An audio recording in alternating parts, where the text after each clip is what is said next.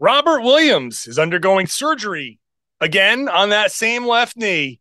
What does that mean? We're going to talk about it right now on the Locked On Celtics podcast. Be ever ready. Recognize the city of champs. Boston, baby, we do what you can't. Locked on number 18, Tatum and Brown, J-team. Step back, we gon' wet that and slay teams. Of course the Celtics, who else could it be? Screaming like KG with the Larry O.B. Karalis above average, assessing the team status. Best daily pod, no cap, salary matching. Clutch like Bird the DJ, keep John on replay. Prime time, dapping up the truth on the sideline. Raining J's, how it started, raising banners, how we finished. Locked on Celtics pod, home of the winners. B. Hey there, welcome back to the Locked On Celtics podcast, right here in the Locked On Podcast Network, where it is your team every day, and I'm here for you every day, Monday through Friday, now daily, with a fresh, free podcast. So subscribe wherever you get your podcast. The show is also on YouTube.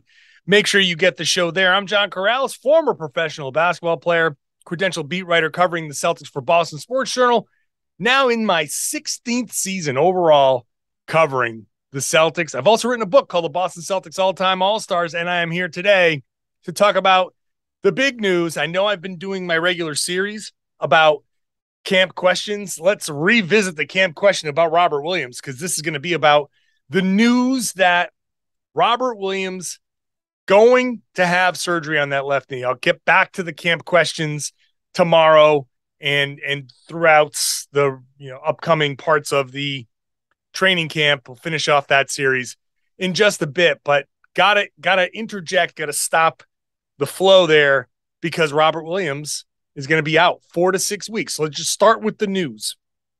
Robert Williams had that surgery on his left knee, the torn meniscus, played through it, had the swelling, had all of that stuff throughout the course of the playoffs. After the season was over, he sat there at the podium at the end of the finals and said, I asked him the question, what is this going to take for you to recover from this? Are you going to need more? Are you going to need another surgery? I asked him that, and he said, just rest. And now it turns out he is going to need another surgery. The rest, I can see, you let that heal, you let that rest, you let the swelling subside, and then you start to go through your workouts.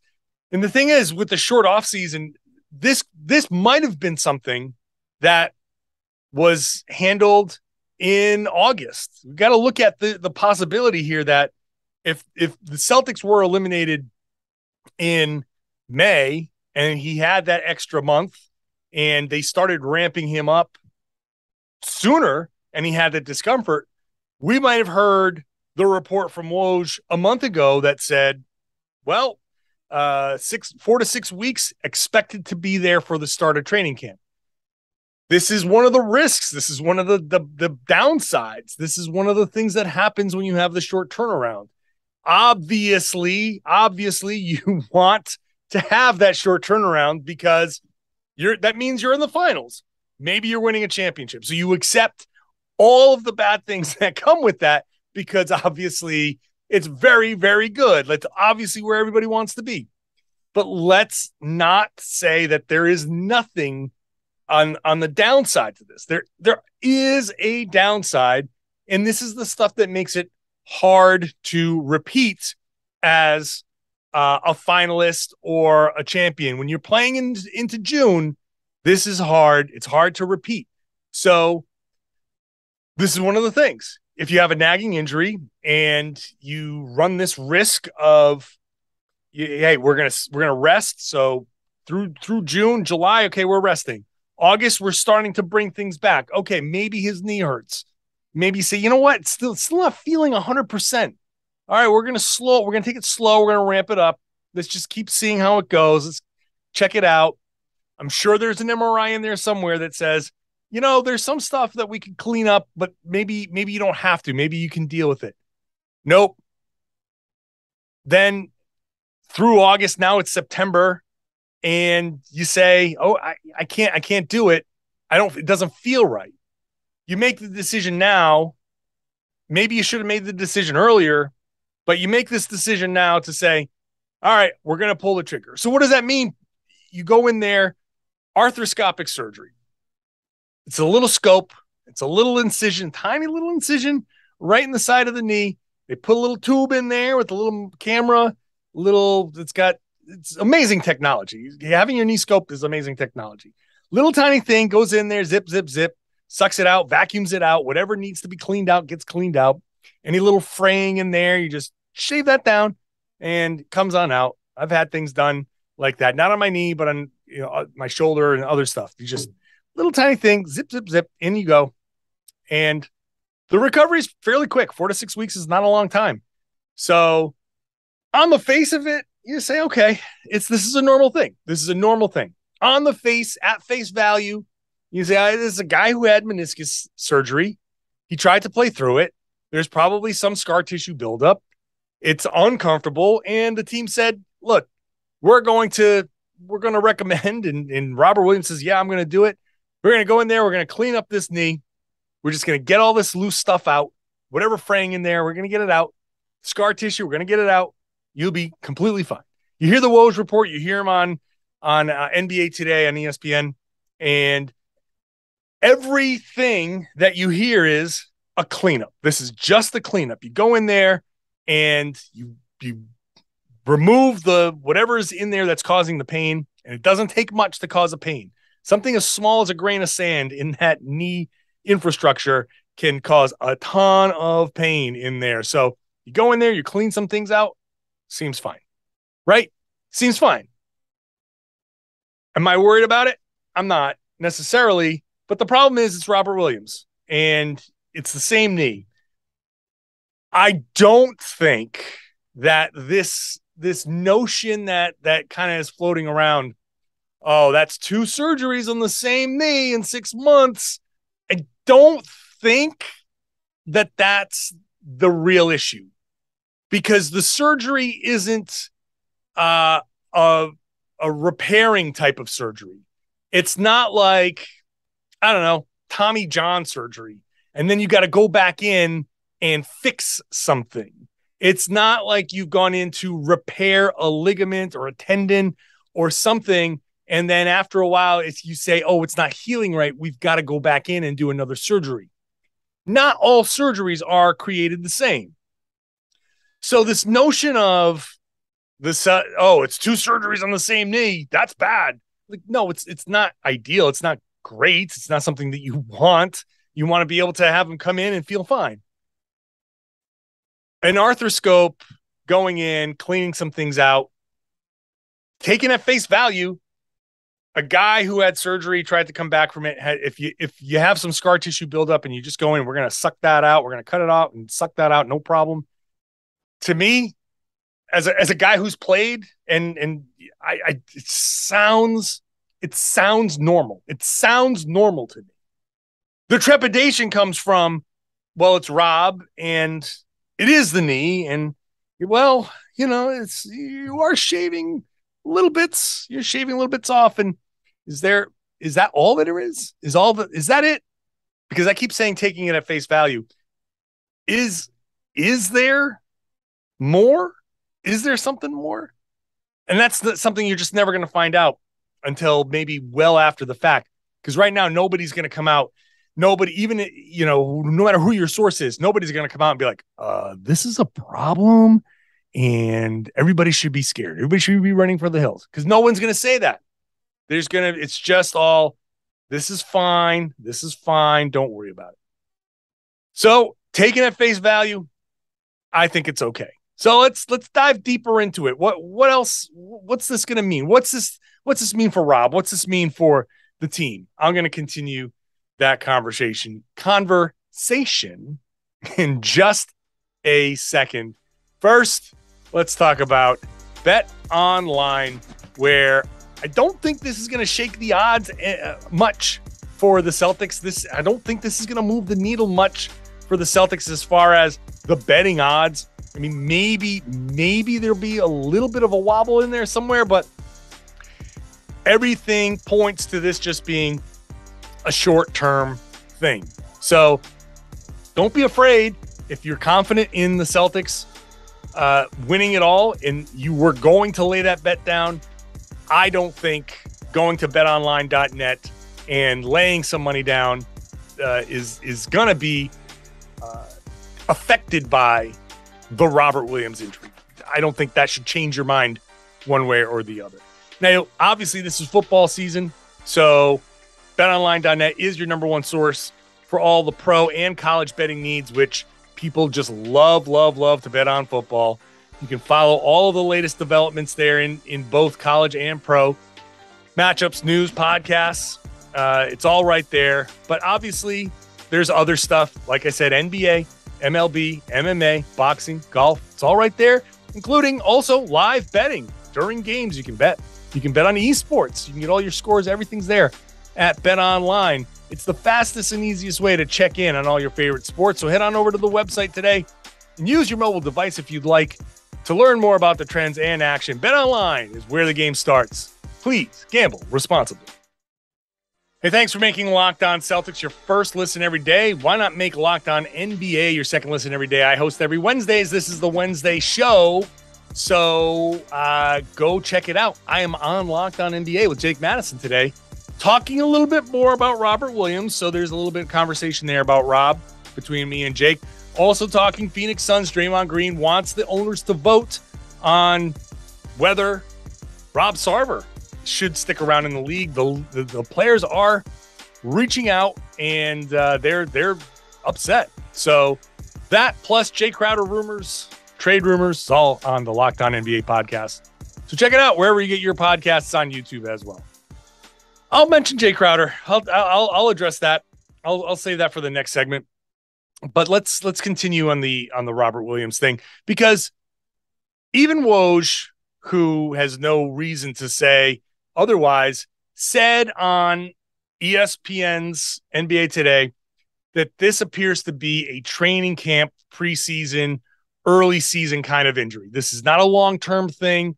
This is not something that should worry people that it's going to extend way out. That's the reporting that's out there. That's not me being optimistic. That's not me spinning things. That is simply the overwhelming reporting that the 4 weeks actually brings him right up to the edge of the regular season. The 6 weeks means that he could miss, the way I count it out, if this timeline is correct, maybe up to 10 games, possibly up to 10 games. But I think that's the high end. Maybe he does, maybe he doesn't. But my feeling is, if the Celtics can come out strong regardless, and they can kind of overcome that early, then this will be a blip. This will be something that we forget.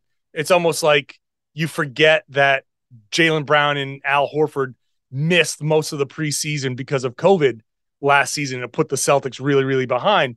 A lot of times people say, oh, that's right. That's right. They both missed camp. And we remember that Jaylen had all the hamstring stuff. You don't remember the extent of all of that, but it's, if you can get through the first part of it and end up being fine, by Christmas, people will just mostly forget. But I get that people are upset, or I guess there's this feeling of, here we go again, because it's Rob. There is a possibility. I'm not going to sugarcoat the possibility that's out there, that this could be part of something more. Maybe there's more to this than what appears on face value. I don't think that there's more, but could this be part of a degenerative thing in the knee? Could this be something that lingers from time to time, that is part of a process in the knee that's going to continue to pop up? Is this going to be something that they need to worry about long term, just in general in the knee?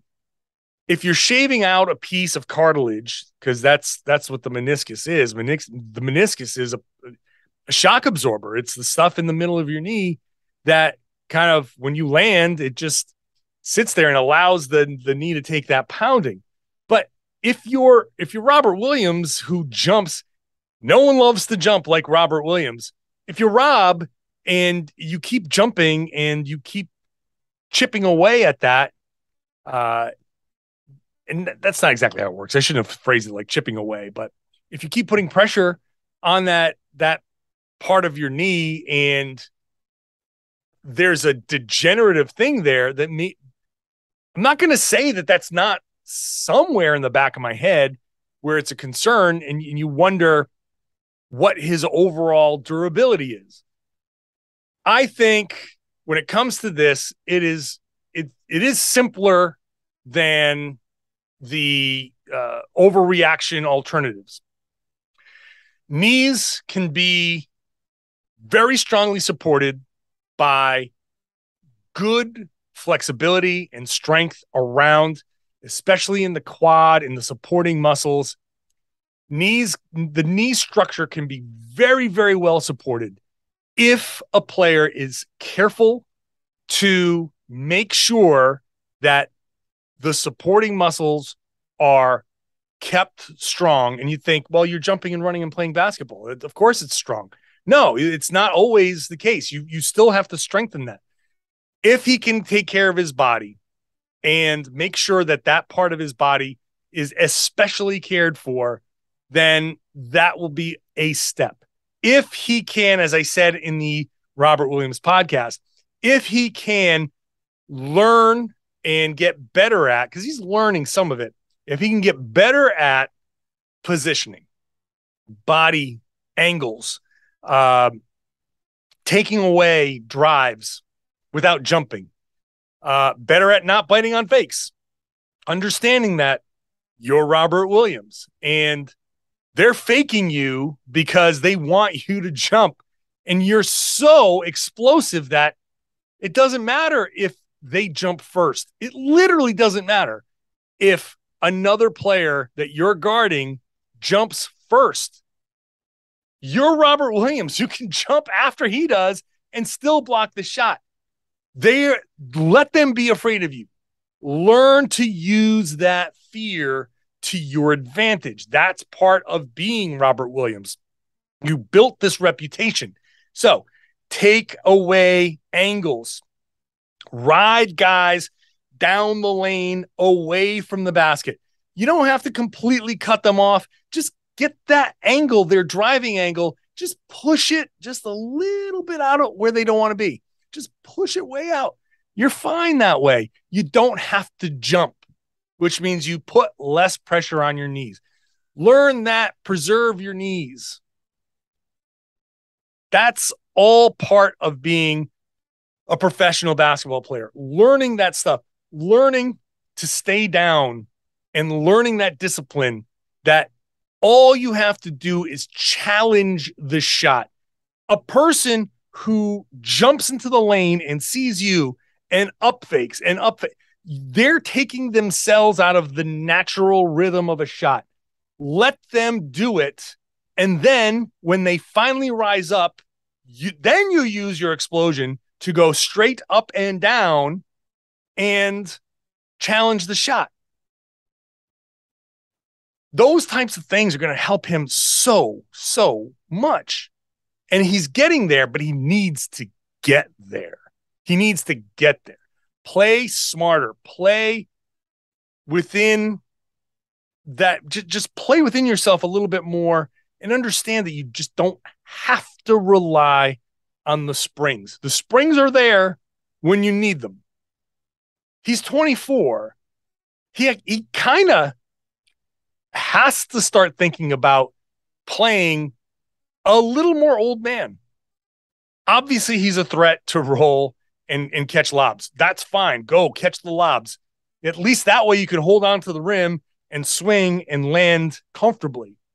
That's fine. It's really the awkward landings. It's the landing at an angle, landing, on somebody's foot or near other people where any sort of nudge or anything can get you thrown off. That becomes so much more important for Rob. It has to be a focus of him as a basketball player, because First of all, keeps him healthy. Second of all, protects himself, protects his career. I mean, selfishly, he should think of it as, I got to get that next contract. This contract is great, but I got to get another one.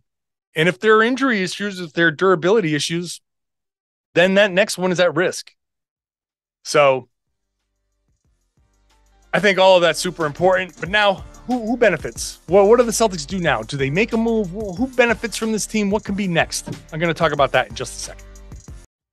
Hey there, welcome back to the Locked On Celtics podcast. Thank you for making this your first listen every day. How about making your second listen the NBA top 50 most valuable players on the Locked On NBA feed? I just told you before to subscribe to the Locked On NBA podcast.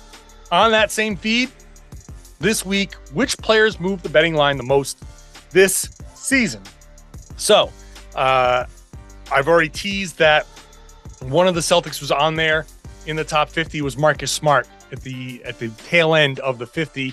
Still two more Celtics to go. Gee, I wonder who they might be. Check out the NBA top 50 most valuable players on the Locked On NBA feed, wherever you get your podcasts on YouTube.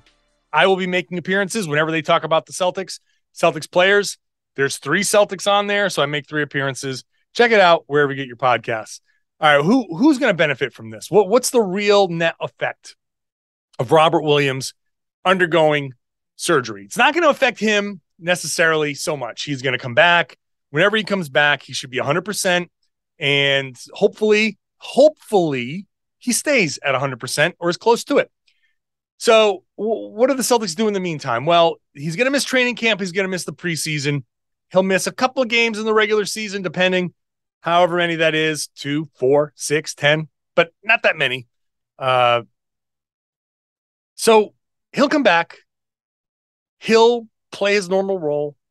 Now, it will impact him if Ime, as I said, on Boston Sports Journal and in the Ime Evolution podcast, if Ime's trying to use Rob in a more advanced role in the offense, if he's trying to use him as a passer, a high post guy, a handoff guy, just somebody who's more involved in the offense, work on some sets that might call for him to score a little bit more, maybe get a little bit more creative in some ways, that is obviously going to take a step backwards. That's going to be a setback for him, and I don't think that's great, but there's also a lot of time over the course of the season to start working on that.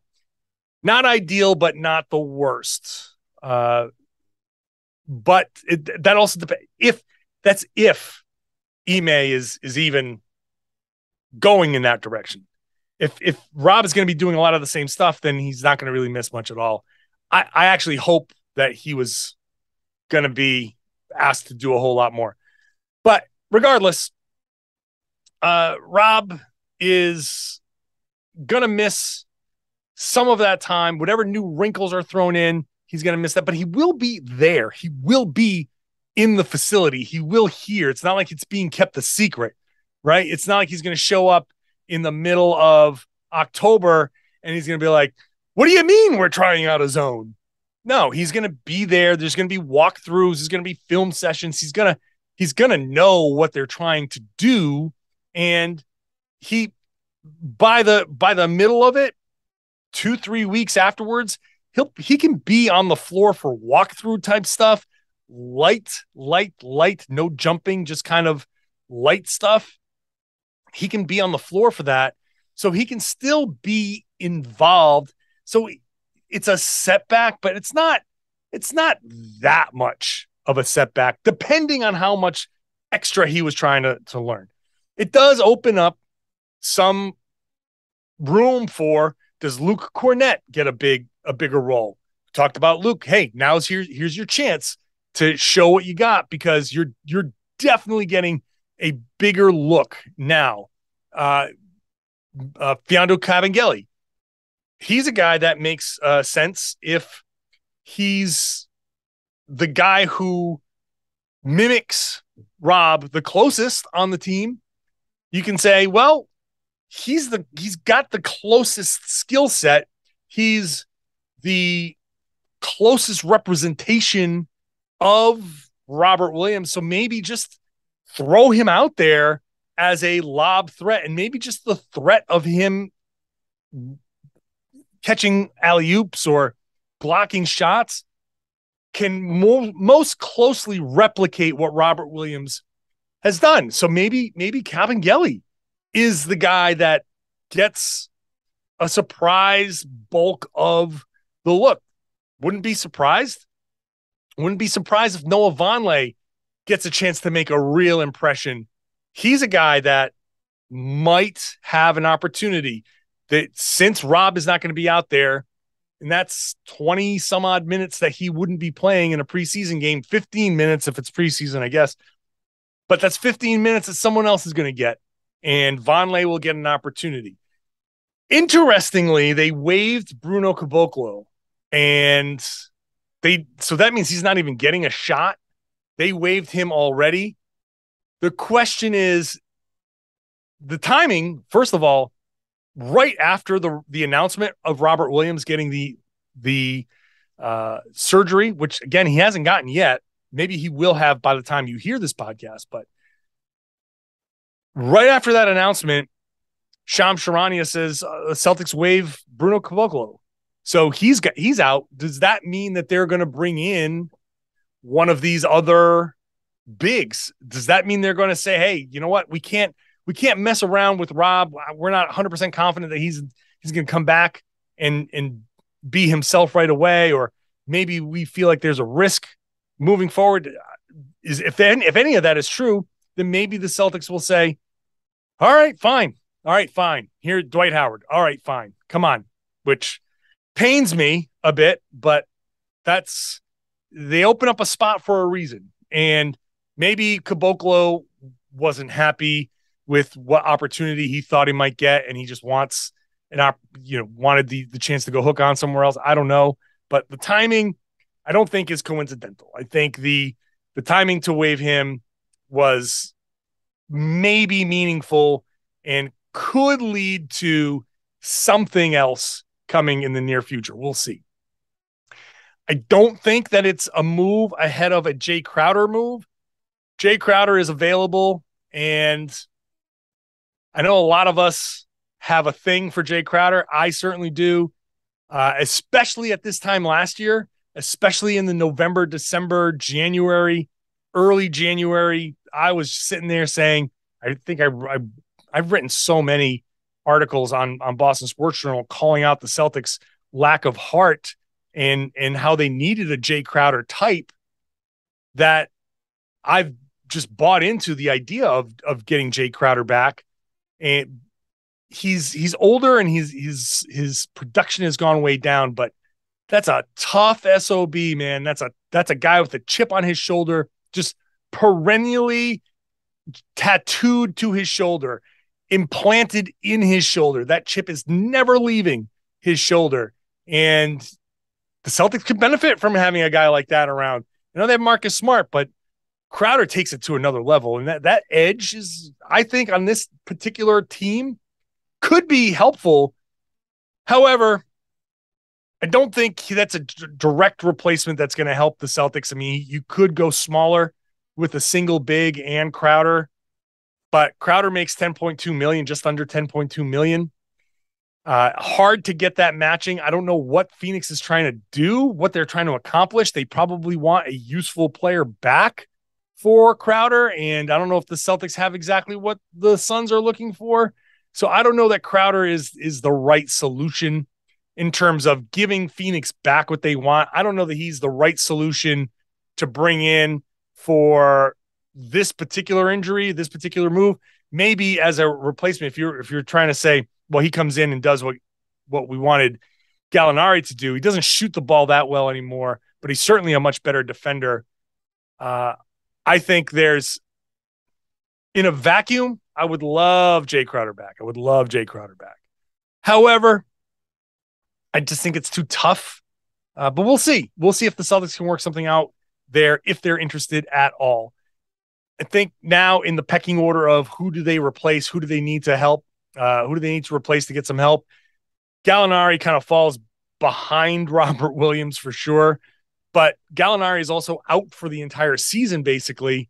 And Rob should be back in relatively short order. A month from now, we're talking about Robert Williams making his debut, and that should be fine. But I think you watch to see if the Luke Cornett thing works out. I think you watch to see if Kabengele can surprise people, surprise me for sure, and work out in that scenario. And then you see if Vonleh can be the guy. And then if not, then this is one of those things. We just talked yesterday about, would Brad Stevens feel compelled to make an early move? Well, maybe this will compel him to make an early move and get a more reliable big in to back up Rob and Al Horford. You cannot ask Al Horford to pick up too much of this slack.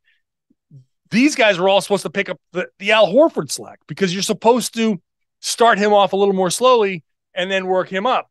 So you can't say, oh, well, Al's now going to play 35 minutes a game. No. I know Ime Udoka is probably not going to do that, but also that shouldn't even be the suggestion by anybody. Do not lean on Al Horford too hard. There's a reason why I didn't bring him up at all. Al Horford should be on a ramp up plan. It should take a good chunk of the season, and nothing should change that. Even this injury, the Celtics can find help elsewhere. And I also will reiterate one last time, I don't think it's that big of a deal. I don't think that's something that they need to overreact to, but it still sucks. So that's my take on the Robert Williams injury. I hope you enjoyed it. I hope that you enjoyed it enough, if you're still listening and you're not a subscriber, to hit that subscribe button wherever you get your podcast. If you're new to the podcast, you can just find this wherever you listen to your other podcasts. Search for Locked On Celtics. It's everywhere. You can also watch the show on YouTube, which means you can stream it onto your TV. You can put it on a background tab at work, and it doesn't look like you're avoiding work. Maybe you can just kind of have it there playing in the background, whatever you want to do. But mostly, I hope that you share the podcast, tell your friends, tell everybody that they should be listening to and watching the Locked On Celtics podcast right here in the Locked On Podcast Network, your team every day.